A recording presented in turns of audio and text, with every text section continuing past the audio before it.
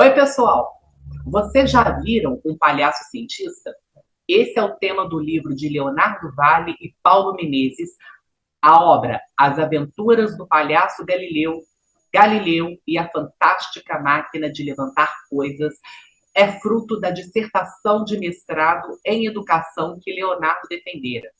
Ele é formado em física pela Universidade Federal de São João del Rei e, através da pesquisa realizada na pós-graduação, Leonardo uniu o sonho de ser cientista com a paixão pela arte e pela educação. Vamos conhecer isso tudo a partir de agora. Leonardo, seja muito bem-vindo. Boa tarde, Guilherme. Boa tarde a todos que nos ouvem e que nos prestigiam nesse momento. Obrigado, Leonardo, pela sua presença. Deixa eu mostrar o livro para o público de casa. O livro que o Leonardo, junto com o Paulo Menezes, eles lançaram recentemente pela editora Viseu. A ilustração é do Carlos Lobo. Esse livro, Leonardo, é fruto da sua dissertação de mestrado, As Ciências, o Palhaço e a Criança, as possibilidades de educabilidade científica do encontro entre a criança e o palhaço. Por que vocês escolheram um palhaço cientista como protagonista da história? Tudo começou quando eu cheguei lá no programa, né, de pós-graduação na Universidade Federal de Juiz de Fora, dentro da Faculdade de Educação. E quando eu estava refinando meu projeto de pesquisa, tanto o Paulo, que foi meu co-orientador, quanto a Cristiane Flor, que foi minha orientadora, começaram a dialogar comigo para ver aquilo que me movia, né? Aquilo que me motivava, além da academia, fora da universidade. E nas nossas conversas acabamos percebendo que essa questão da arte, da palhaçaria, é algo que está muito presente na minha vida. E a partir daí, eles, em conversa comigo, me orientaram, quem sabe, a trazer isso que eu já desenvolvia fora da academia para a universidade, atrelando essa questão da arte do palhaço à minha pesquisa. E eu adorei a ideia e foi assim que tudo começou, né? E desse jeito que a minha dissertação foi caminhando para o seu desenvolvimento. Você morou durante algum tempo na cidade de Tefé, no Amazonas, e lá você visitava crianças no hospital, você se vestia de palhaço. Essa sua experiência foi determinante para que você levasse ao mestrado? Sim, no período que eu morei no Amazonas, enquanto eu me vestia de palhaço para visitar crianças hospitalizadas, eu também fiz um curso de especialização na Universidade Estadual do Amazonas, em que eu trabalhei o palhaço com crianças em situação de deficiência. A minha pesquisa foi relacionando essas duas áreas, né?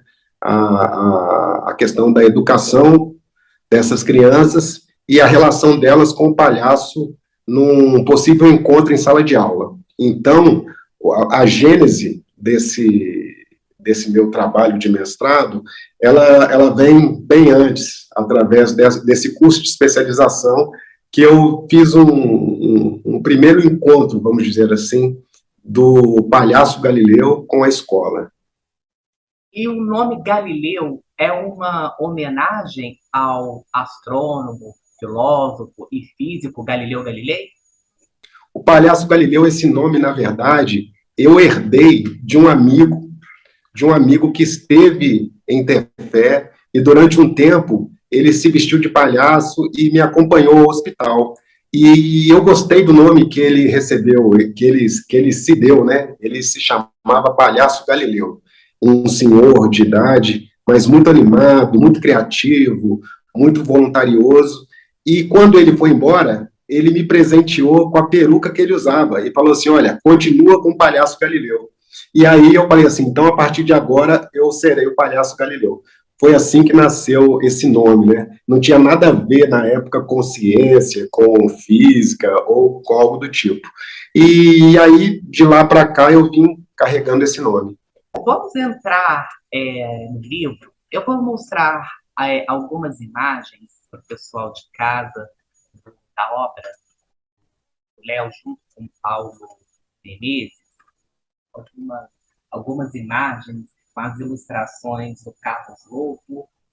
E a minha pergunta, Léo, deixa eu só explicar para o público que eu estou falando do Léo, gente, porque eu conheço o Léo há muitos anos, desde a infância. A família dele e a minha família são muito amigas.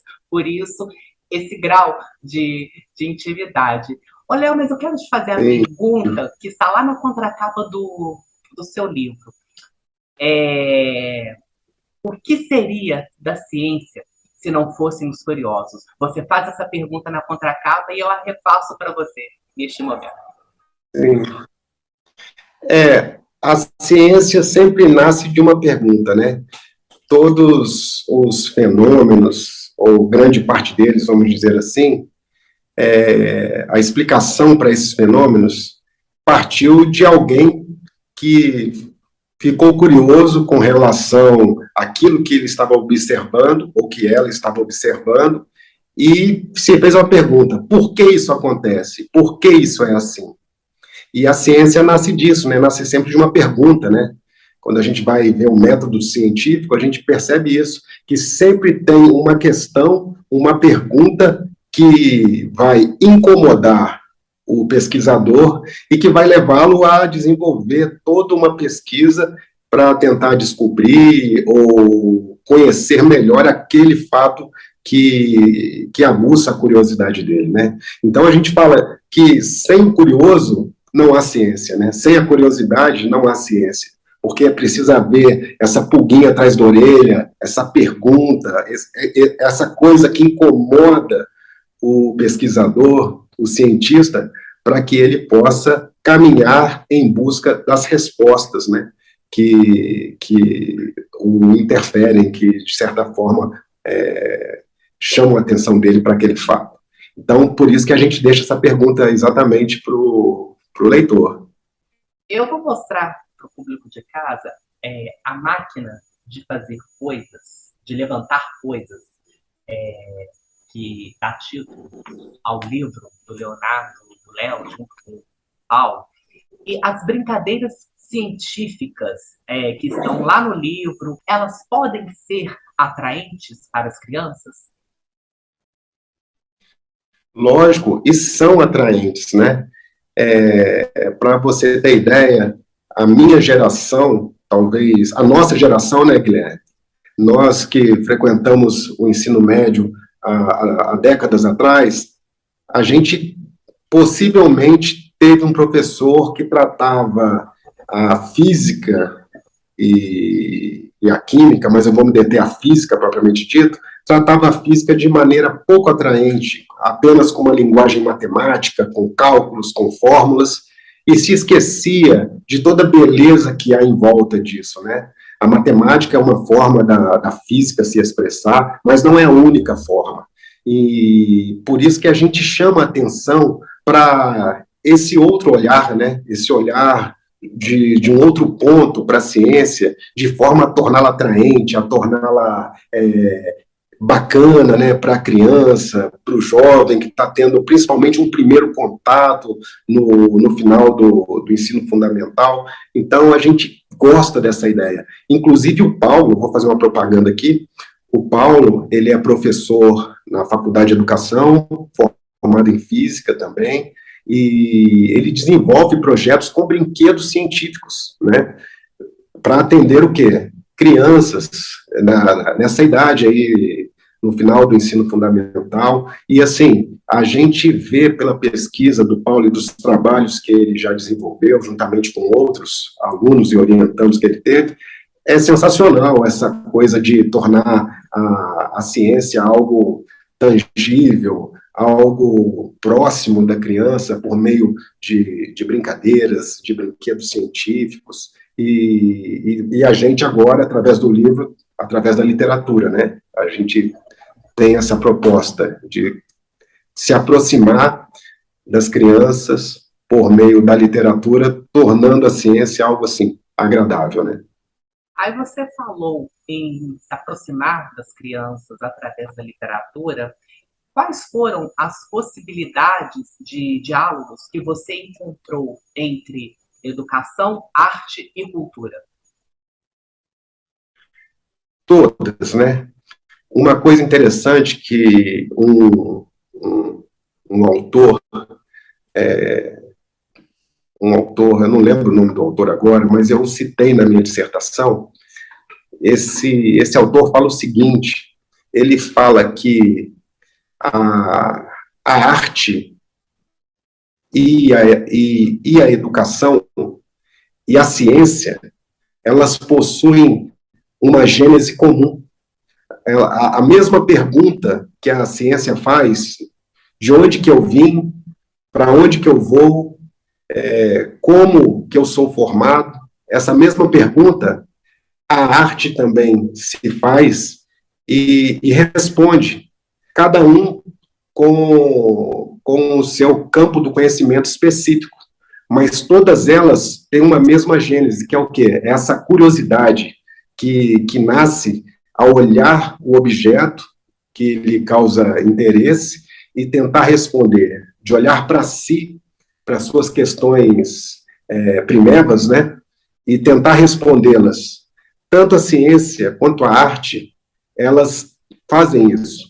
Cada uma no seu campo do saber, né? Com as suas ferramentas, com as suas lentes. Cada uma delas olha isso tudo com a sua lente. Mas elas têm uma relação de identidade nesse embrião, né? Onde tudo nasce. Por isso que elas andam tão juntas.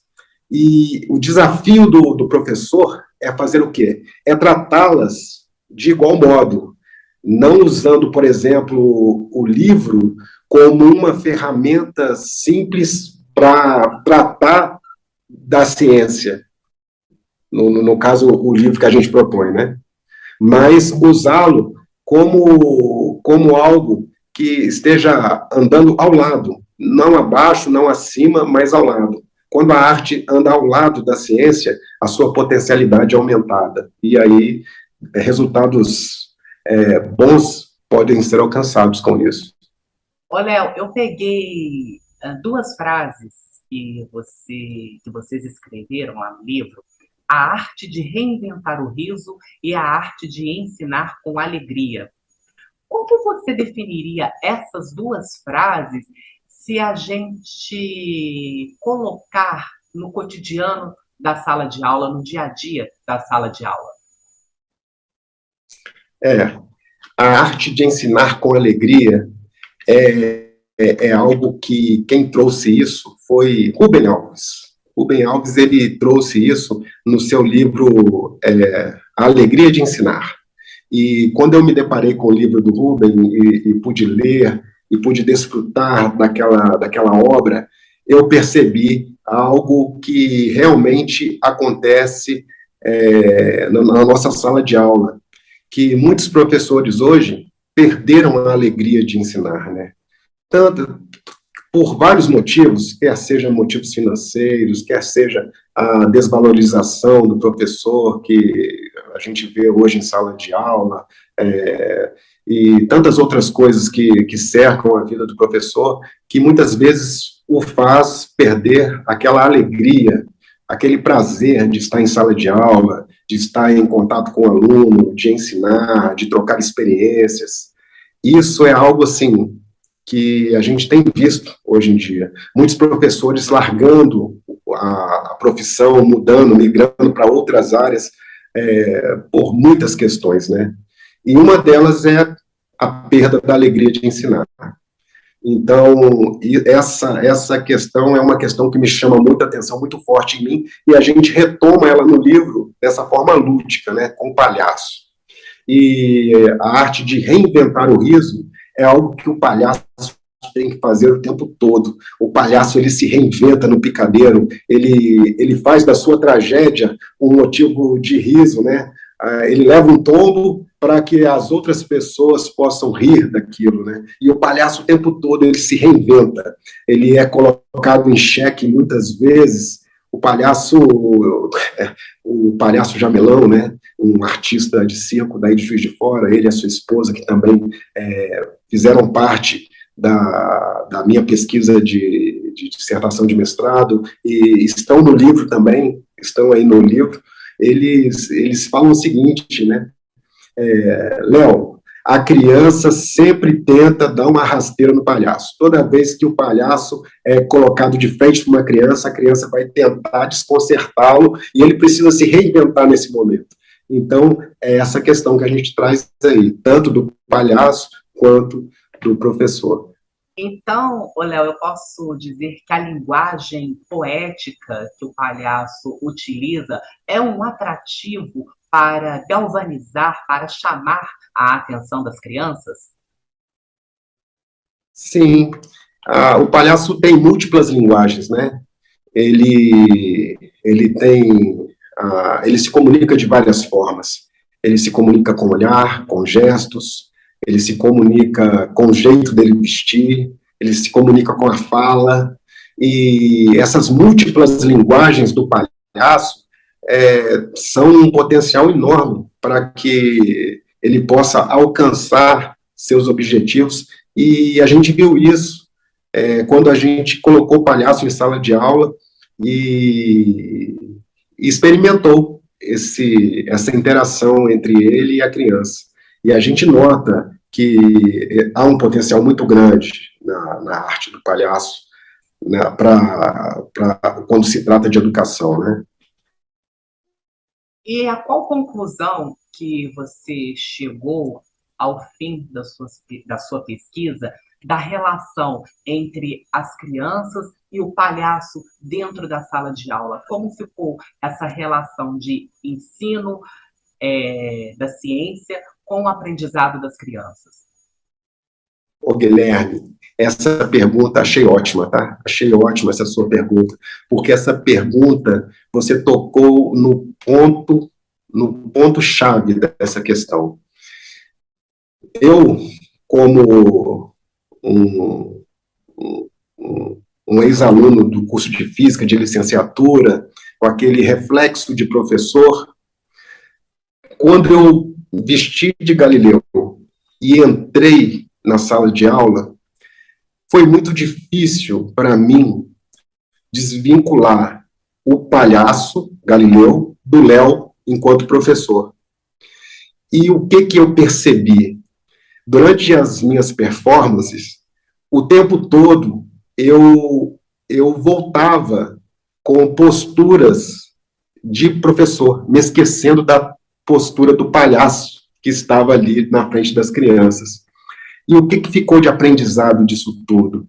Ficou de aprendizado que, durante aquele momento que eu estive como vestido de Galileu dentro da sala de aula, eu me reprimi algumas vezes e me frustrei porque eu estava com a cabeça de Léo professor. Eu não estava, muitas vezes, ali com a cabeça do palhaço Galileu, que tinha a intenção de experimentar, brincar, se divertir.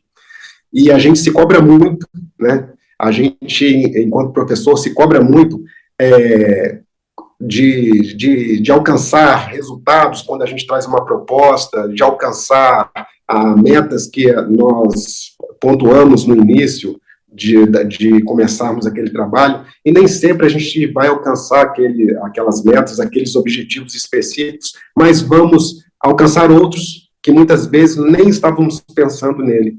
E foi isso que aconteceu. No livro, por exemplo, tem uma cena muito, muito bacana, que as crianças falam assim: a sua máquina levanta qualquer coisa, levanta um elefante. E isso aconteceu na sala de aula. Eu estava lá com a máquina e o menino falou assim: então levanta um elefante. Eu fiquei todo quadrado. Mostra aí. Eu vou mostrar para o público. Lá. Isso. Está lá vários elefantes coloridos, né, pendurados na máquina ali, as crianças com olhar de admiração. Na sala de aula, quando os alunos viraram para o Galileu e falaram assim, levante um elefante, o Galileu sumiu e apareceu o Léo, né? Eu falei, como que eu vou levantar um elefante? Eu não tenho um elefante aqui. E assim, saí pela tangente e fui para trabalhar com uma outra questão, com outros objetos para levantar. Depois de refletir sobre tudo isso, eu pensei, por que não levantar o elefante, né? Eu devia ter aceitado o desafio e pedido para as crianças desenhar, colorir um elefante, usar a imaginação, que é isso que o palhaço traz. O palhaço tem essa possibilidade do imaginário, do lúdico, do impossível. Isso tudo acontece no circo, acontece com o palhaço. E essa conclusão que eu cheguei, que o palhaço, ele pode tudo, ele pode aquilo que o professor julga ser impossível, impraticável, e não dá para imaginar de fazer aquilo, o palhaço faz, porque ele tem esse potencial, essa possibilidade. Então, essa é a conclusão que eu chego. No livro, eu aceitei o desafio. Na sala de aula, naquele momento, eu fugi do desafio, porque eu não estava naquela hora com a cabeça do Galileu, né? Eu estava com a cabeça do professor de física.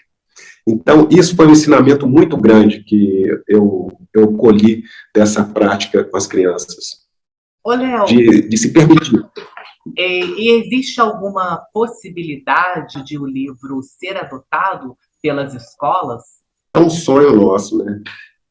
Principalmente o Paulo, ele está muito mais próximo da sala de aula, né? Por ser um educador que forma professores aí na Universidade Federal de Juiz de Fora, e a gente conversando, a gente pensou, né, vamos tentar colocar o livro para concorrer em algum edital, para ser distribuído, né, para as escolas públicas, como acontece sempre, né, esses editais do governo, do Ministério da Educação, abrindo concurso para submissão de livros para as escolas públicas. Então, a gente tem esse desejo, esse sonho, e a gente espera que um dia nós consigamos alcançar esse objetivo, que é ganhar essa amplitude, né, dentro das escolas, das salas de aula, com essa obra do Galileu. Ô, Léo, eu quero muito agradecer a sua presença aqui no canal, a sua gentileza e disponibilidade por parar seus compromissos e falar comigo por esses minutos. Muito obrigado. Guilherme, o prazer é todo meu. Eu sinto-me honrado e muito feliz por poder te encontrar aqui, né? Mesmo distante, nós estamos em cidades diferentes, mas podemos nos encontrar e nos rever, né? Que, como você mesmo disse, somos amigos de infância, crescemos na mesma rua, e é uma satisfação enorme poder conversar contigo, conversar com a sua audiência, e eu que agradeço a oportunidade. Agradeço também em nome do Paulo, que pediu desculpas por não poder estar aqui devido aos seus compromissos de trabalho, e o Carlos Lobo também, que agora está em Fortaleza, e também mandou um forte abraço para você e para toda a sua audiência. Léo, muito obrigado pela sua presença, e ao público que assistiu esta conversa, aquele agradecimento sempre muito especial. Se você gostou, dê o seu joinha e, por favor, inscreva-se no canal. Na semana que vem, se Deus quiser, estaremos de volta com outra entrevista. Um abraço e até lá!